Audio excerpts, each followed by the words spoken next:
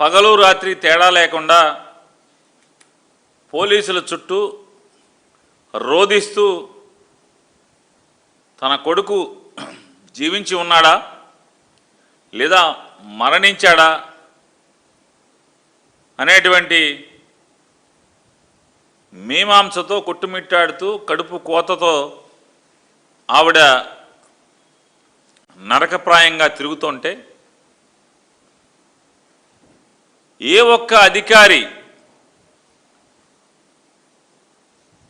ఆ station house officer అయినటువంటి నాగరాజు గారు కానీ లేదా ఏసీపీ గారు కానీ లేదా డీసీపీ గారు కానీ లేదా సిపి గారు కానీ అంటే కమిషనర్ ఆఫ్ పోలీస్ కానీ డిప్యూటీ కమిషనర్ ఆఫ్ పోలీస్ కానీ లేదా అసిస్టెంట్ కమిషనర్ ఆఫ్ పోలీస్ కానీ లేదా సంబంధిత స్టేషన్ హౌస్ ఆఫీసర్ గారు అనేటువంటి నాగరాజు గారు కానీ ఏ ఒక్కరూ కూడా స్పందించలేదు. రాజకీయ నాయకులు స్పందించలేదు, ఎమ్మెల్యేలు స్పందించలేదు, ఎంపీలు స్పందించలేదు. వారు ఏ పార్టీకి అయితే కార్యకర్తలుగా వాళ్ళ ప్రాణం పెట్టి పనిచేస్తున్నారో ఆ రాజకీయ పార్టీ కూడా స్పందించలేదు.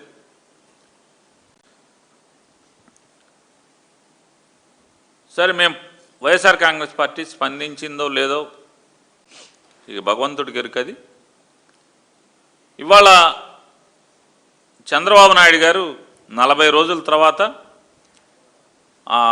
గాదే విజయలక్ష్మి గారు తల్లిగారు, సాయికృష్ణ గారి తల్లిగారు అనేటువంటి గాదే విజయలక్ష్మి గారిని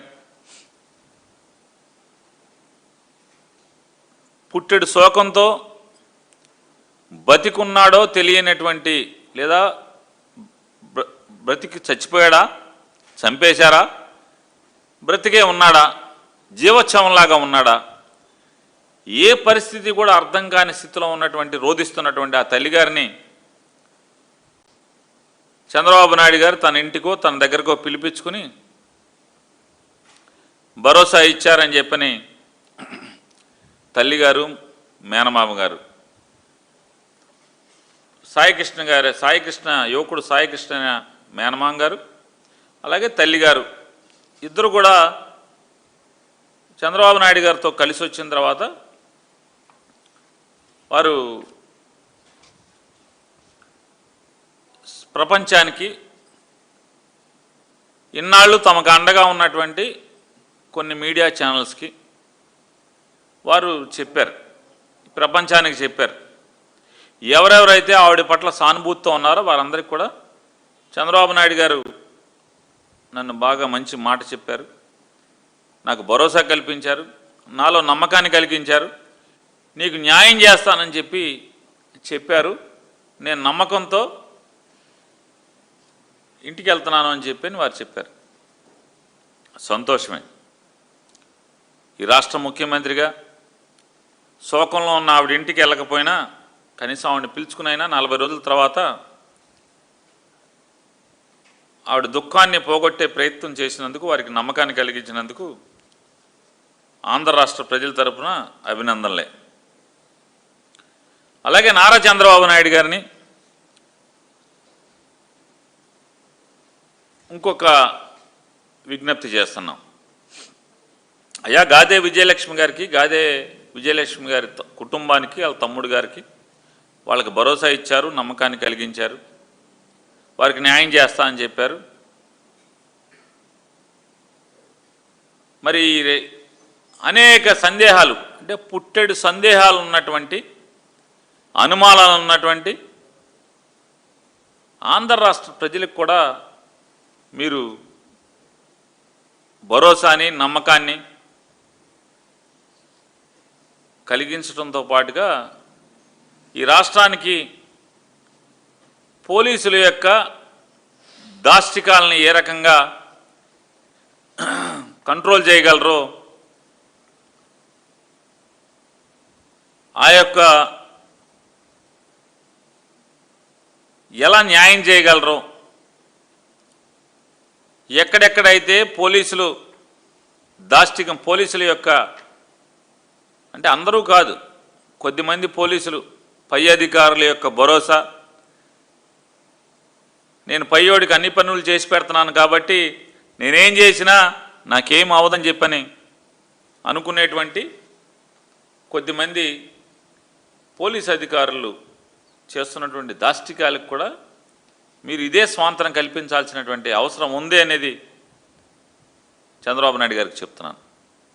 ఎందుకంటున్నానంటే ఇదే పోలీస్ స్టేషన్లో ఇదే పోలీస్ అధికారి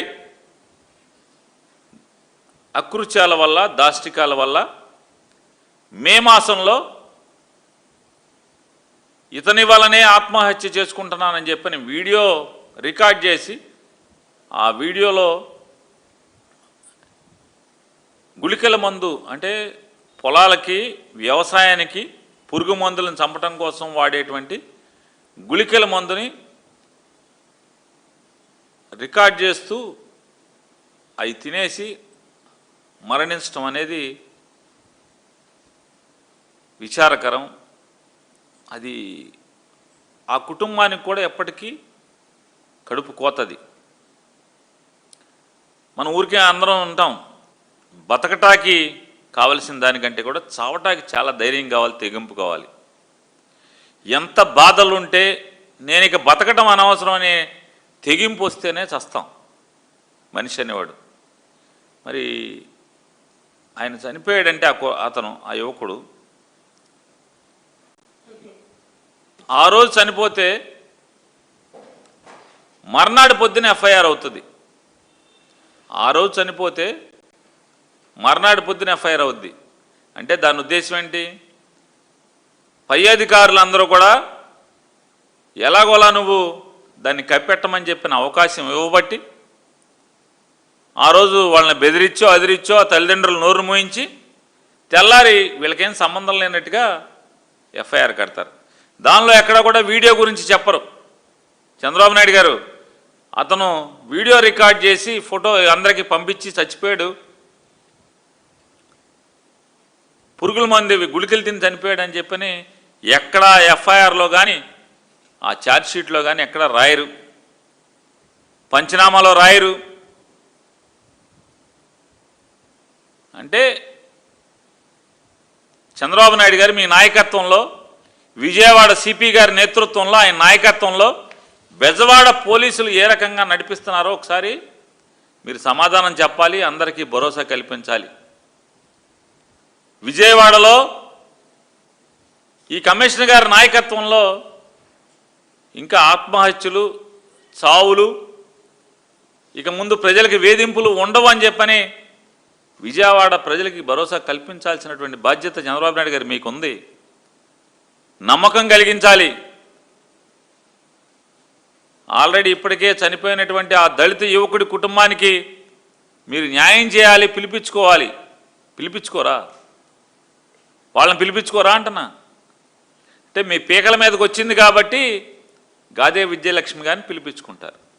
పీకల మీదకి రానంత వరకు ఆ కుర్రవాడు దుర్మార్గుడు, దుష్టుడు, కిరాతకుడు, ఒక నరకాసురుడు, ఒక కంసుడు, ఇలాంటి రాక్షస జాతి అని చెప్పని అన్నట్టుగా మీరు సోషల్ మీడియాలో టీడీపీలో చిత్రీకరించారు.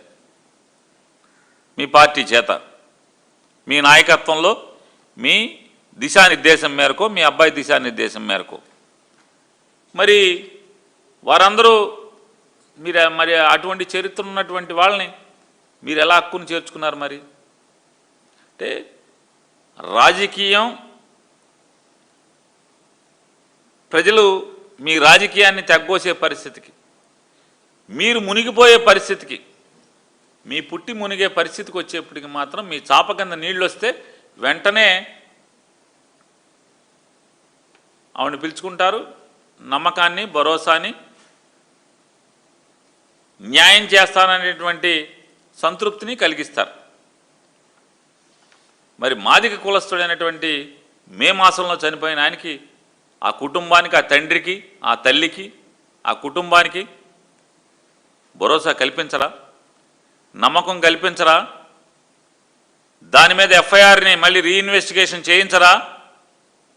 వీడియో బయటకు వచ్చింది కదా, అన్నీ దొంగ ఇన్వెస్టిగేషను, తప్పుడు ఇన్వెస్టిగేషన్ నడిచింది కదా మీ సిపి గారి నాయకత్వంలో. మరి దాన్ని రీ ఎంక్వైరీ చేయాలి కదా. ఒక ప్రత్యేక అధికారిని నియమించి రీఎంక్వైరీ చేసి కేసు రీఓపెన్ చేయాలా అక్కర్లేదా? చేయరా? భరోసా కల్పించరా తండ్రికి? ఇవాళ హడావుడిగా మీ చాప కింద నీళ్ళు వచ్చేప్పటికీ గాదే విజయలక్ష్మి గారి యొక్క రోదనతో వైఎస్ఆర్ కాంగ్రెస్ పార్టీ మిమ్మల్ని ప్రశ్నించటం, జగన్ గారు గట్టిగా ప్రశ్నించటం, మీ చాప కిందకి నీళ్ళు వస్తాయి, వెంటనే ఒక క్రైమ్ కడతారు. అర్ధరాత్రి పూట పిలుచుకుని 40 రోజుల్లో ఏ ఒక్క రోజైనా commissioner of Vijayawada, police commissioner of Vijayawada గారు ఏ రోజన్నా ఆవిడని పిలుచుకుని మాట్లాడారా? అర్ధరాత్రి పిలుచుకుని ఆవిడ కాగితం తీసుకుని ఎఫ్ఐఆర్ కడతారు. 40 రోజుల్లో ఎందుకు కట్టలేదు? ఈ ఎఫ్ఐఆర్ ఏం కట్టారు? ఎఫ్ఐఆర్లో ఏం కట్టారు? ఆ తల్లి ఆరోపిస్తుంది అని చెప్పని ఎఫ్ఐఆర్లు కట్టారు. ముద్దాయి ఎక్కడున్నాడు సార్? చంద్రబాబు నాయుడు గారు ముద్దాయి ఎక్కడున్నాడు?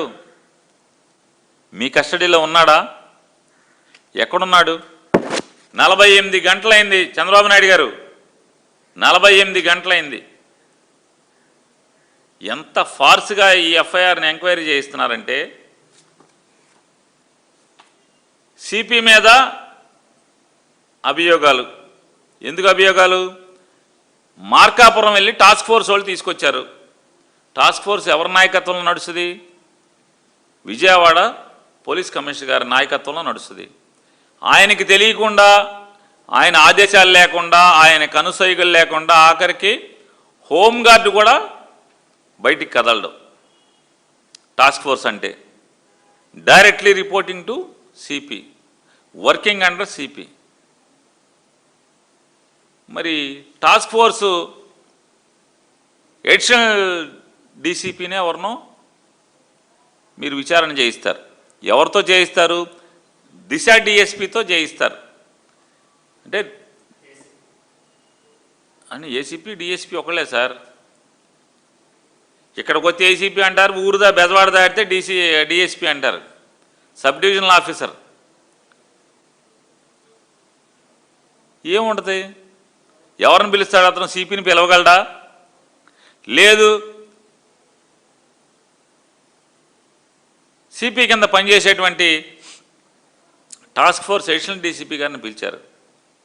ఆవిడ బహుశా నేను అనుకోవడం ఎడిషనల్ ఎస్పీ ర్యాంక్ అనుకుంటున్నాను, ఆ ఎడిషనల్ డీసీపీ గారు. లేకపోతే కన్ఫర్డ్ ఐపీఎస్ అయ్యారో తెలీదు. వారిని ఒక డిఎస్పీ స్థాయి అతను పిలిచి విచారణ చేస్తాడు. ఎలా చేయగలడు? ఎలా జరుగుద్దో తెలీదా? ఎలా జరుగుద్దో చెప్పండి సార్. ఇప్పుడు మీ మీద చంద్రబాబు నాయుడు గారి మీద విచారణకి మీ మంత్రి సుభాష్ని లేదా మీ మంత్రి రాంప్రసాద్ రెడ్డిని వీళ్ళని వేస్తే విచారణ ఏం జరుగుద్దో మనకు తెలీదా? ఏం జరుగుద్ది సార్? దాంట్లో మీరెక్కడా కూడా నేను అడుగుతున్నా, నమ్మకాన్ని కలిగించారు. ఈ సాయికృష్ణ బతికున్నాడా చనిపోయాడా? ఏం జరిగింది? 48 గంటలైంది. సిఐ నాగరాజు గారిని పిలవలేదు, టాస్క్ ఫోర్స్ని పిలిచారు. కానీ టాస్క్ ఫోర్స్ బాస్ ఎవరు? విజయవాడ సిపి గారిని పిలవాలి కదా. విజయవాడ సిపి గారిని ఎందుకు పిలవలేదు? పిలవాలి కదా. టాస్క్ ఫోర్స్ మొత్తం బాధ్యులు విజయవాడ సిపి గారు. ఆవిడెవరో అమాయకురాలని దొరికిందని చెప్పి ఆవిడని పిలుస్తారు. ఈవిడొక అమాయకుడు దొరికాడు నాగరాజుని. ఇవాళ విజయవాడ కాదు ఆంధ్ర రాష్ట్ర ప్రజల్లో అనేక సందేహాలు ఉన్నాయి. సిపి గారి ఆదేశాల మేరకు టాస్క్ ఫోర్సు మార్కాపురం వెళ్ళి ఆయన పికప్ చేసింది. ఆ కుర్రోడిని వాళ్ళ అమ్మగారి దగ్గరికి వెళ్ళి ఫోన్ లాక్కున్నారు. ఫోన్ లాక్కుని ఆ ఫోన్లో ఆ కుర్రోడిని ట్రేస్ చేసి ఆ కుర్రోడిని అక్కడి మార్కాపురం నుంచి తీసుకొచ్చారు. ఏదో దేనికోసమో అతన్ని పూర్తిగా హింసించారు. అది అయిపోయిన తర్వాత కృష్ణలంక పోలీసులకు అప్పచెప్పారు. ఆ తర్వాత అతను జాడ తెలియట్లేదని చెప్పి చెప్తున్నారు. టాస్క్ ఫోర్స్ మీ నాయకత్వంలో పనిచేస్తుంది. కొత్తగా అతని మీద క్రైమ్ లేదు, బెయిల్ మీద బయటికి పోయాడు. నాన్ బెయిలబుల్ వారెంట్ ఉంటే తీసుకొచ్చి కోర్టుకు కదా పెట్టాలి. మే 9వ తారీఖు అతను పికప్ చేస్తే మే 9వ తారీఖు నుంచి గమ్మత్ ఏంటంటే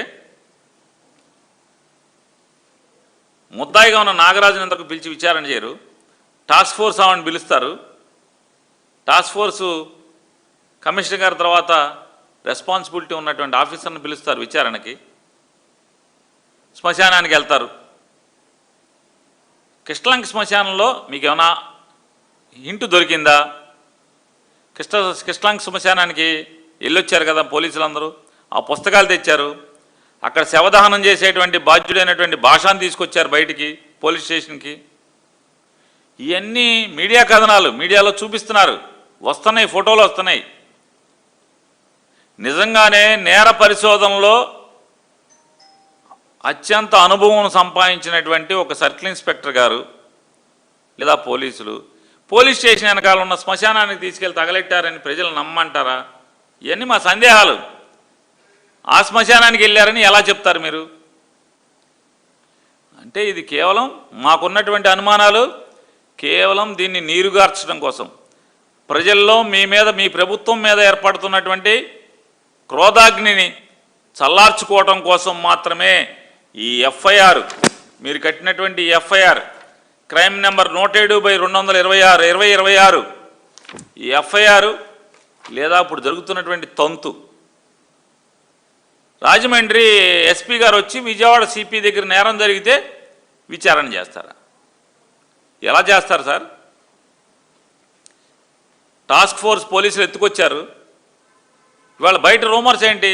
మీడియా కథనాలు కానీ ప్రజల్లో రూమర్స్ ఏంటి? ఏం చెప్తున్నారు? ప్రజలకు అనేక సందేహాలు.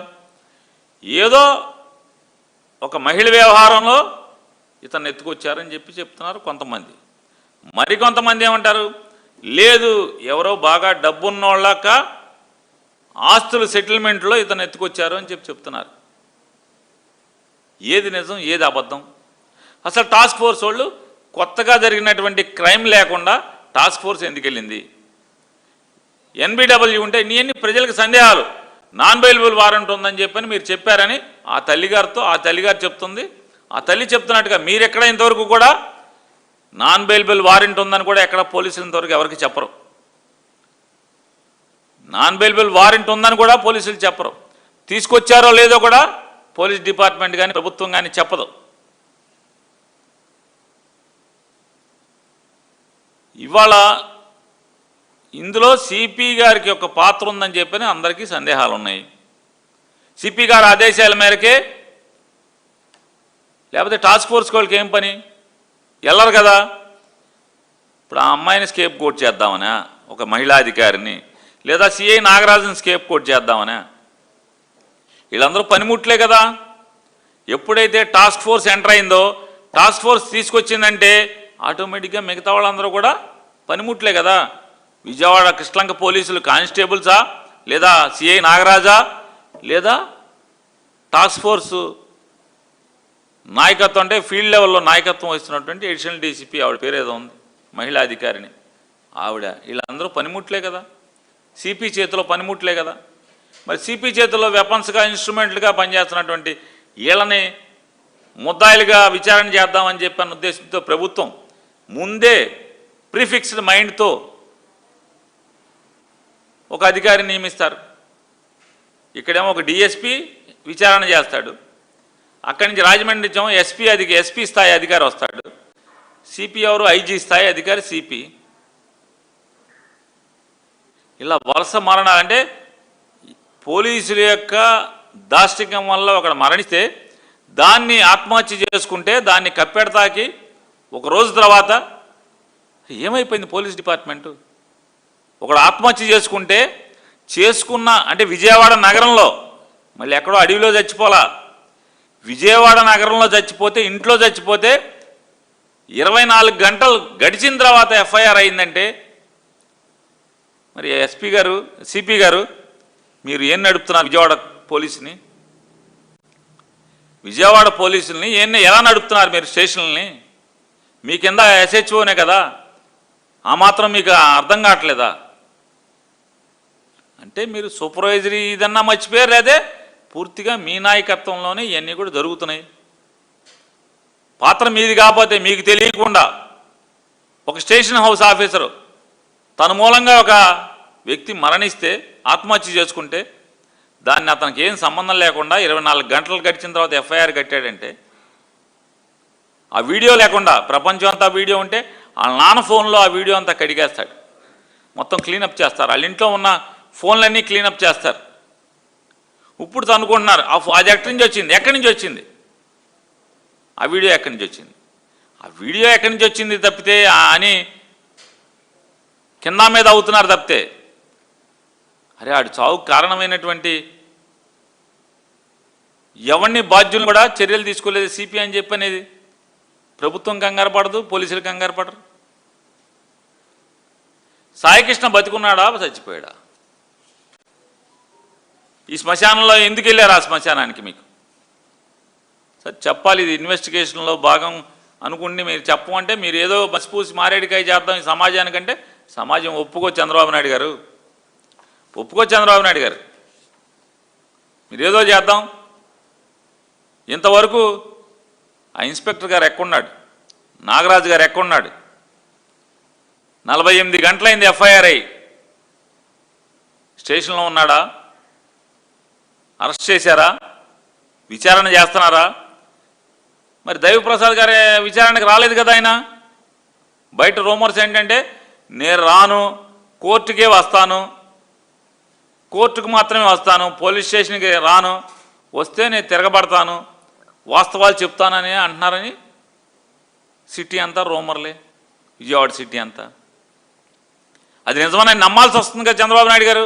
ఎందుకు నమ్మాల్సి వస్తుందంటే ఎఫ్ఆర్ఐ సాక్షాత్తు చంద్రబాబు రాష్ట్రానికి ముఖ్యమంత్రి, డీజీపీని, హోమ్ సెక్రటరీని, చీఫ్ సెక్రటరీని, విజయవాడ కమిషనర్ ఆఫ్ పోలీసుని అందరినీ కూర్చోబెట్టి మీరు ఎఫ్ఐఆర్ కట్టందని ఆదేశాలు ఇచ్చిన తర్వాత మీ ఆదేశం ఇస్తే కానీ ఎఫ్ఐఆర్ కట్టలేదు.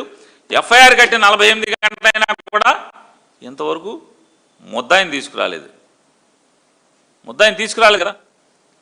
ఏం చెప్తున్నారు? తీసుకొస్తే నేను మొత్తం బండారం బయట పెడతా, ఏం జరిగిందో మొత్తం ప్రపంచానికి చెప్తా అని అతను అంటున్నాడని చెప్తున్నారు.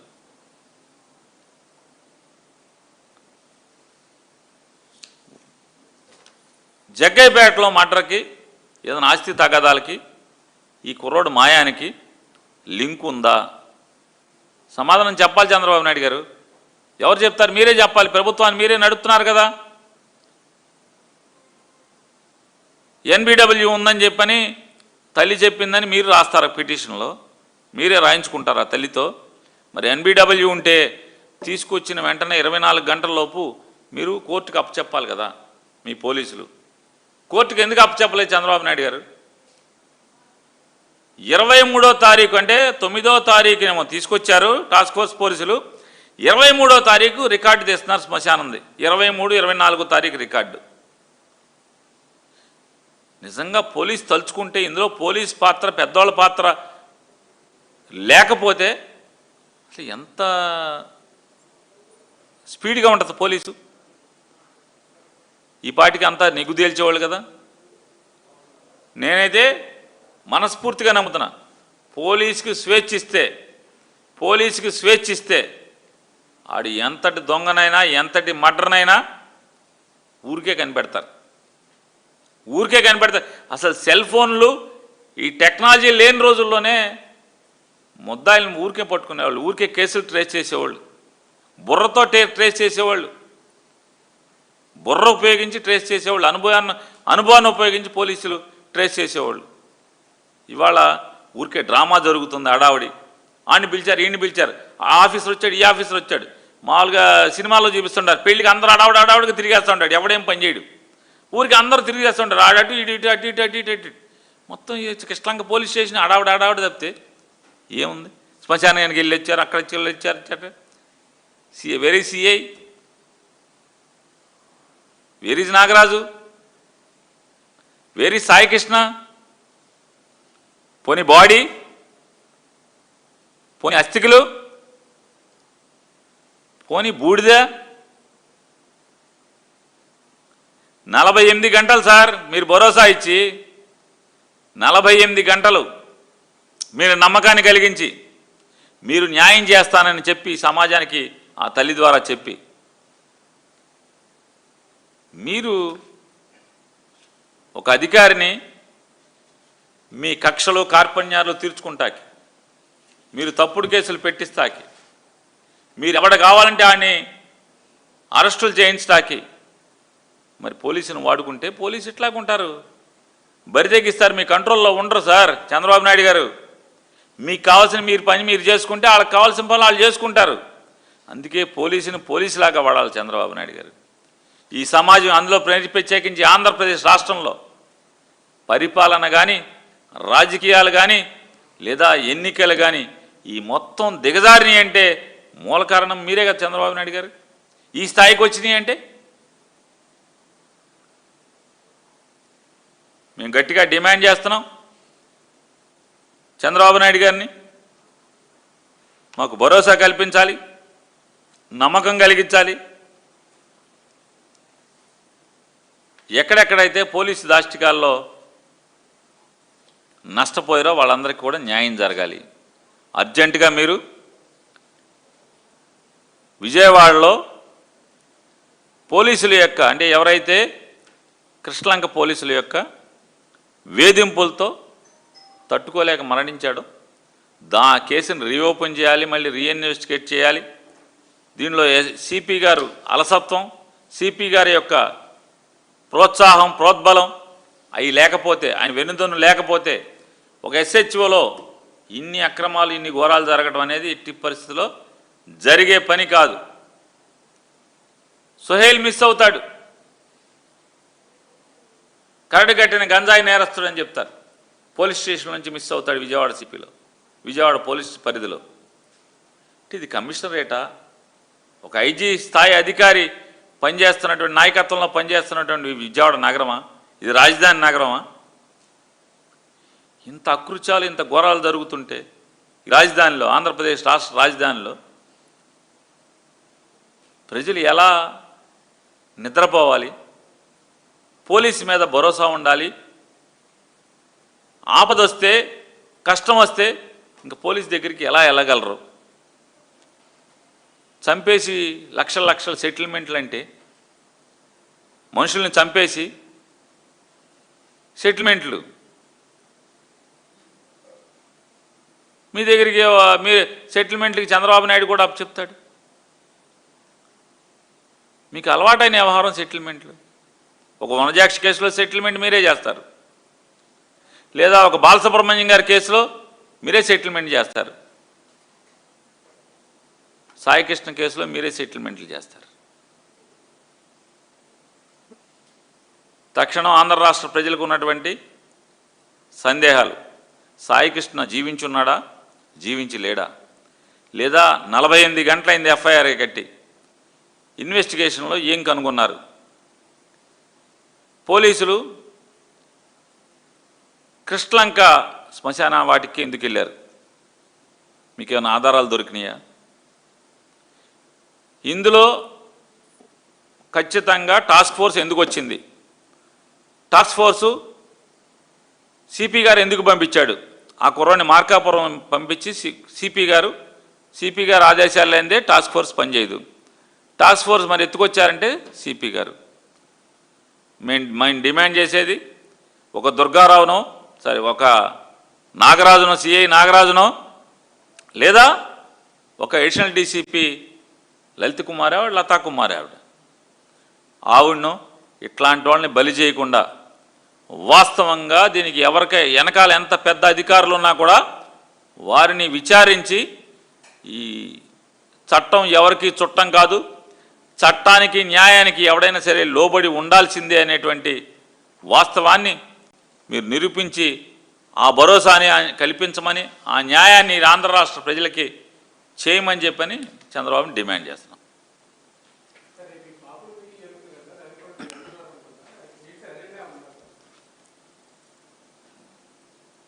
వైఎస్ఆర్ కాంగ్రెస్ పార్టీలో ఎమ్మెల్యే అభ్యర్థి స్థాయి, లేదా మాజీ ఎమ్మెల్యే స్థాయి, మాజీ మంత్రి స్థాయి, లేదా మాజీ ఎంపీ స్థాయి, లేదా ఏదైనా కార్పొరేషన్ చైర్మన్ బాధ్యతలు చేసినటువంటి సీనియర్ లీడర్లు వైఎస్ఆర్ కాంగ్రెస్ పార్టీలో ఎవరెవరు ఉన్నారో కాపులు, వారిని తోట తిరుమూర్తులు గారు అని చెప్పిన ఒక సీనియర్ నాయకుడు వారి ఇంటికి భోజనానికి పిలిచారు. ఆత్మీయ కలయిక అని చెప్పారు. తప్పకుండా కలుసుకుందాం అనుకుంటున్నాం. ఈ రాష్ట్రంలో జరుగుతున్నటువంటి పరిస్థితులు, రాష్ట్ర ప్రభుత్వం చేస్తున్నటువంటి మంచా చెడా, దుర్మార్గాలు, ఇచ్చిన హామీలు నిలబెడుతుందా నిలబెట్టలేదా, ఈ రాష్ట్ర ప్రజలకి ఈ ప్రభుత్వం రావటం వల్ల, చంద్రబాబు నాయుడు గారి ప్రభుత్వం రావటం వల్ల మేలు జరిగిందా కీడు జరిగిందా, ఏం జరుగుతుంది, ప్రజల పక్షాన మనం ఏ అంశాలని భుజానేసుకోవాలి, ఈ ప్రభుత్వాన్ని నారా చంద్రబాబు నాయుడు గారిని నిలదీయాలి అనేటి అంశాలని కూలంకషంగా చర్చించుకుంటానికి బాగుంటుంది అని చెప్పి త్రిమూర్తులు గారు ఫోన్లో చెప్పారు. ఖచ్చితంగా ఈ సమాజ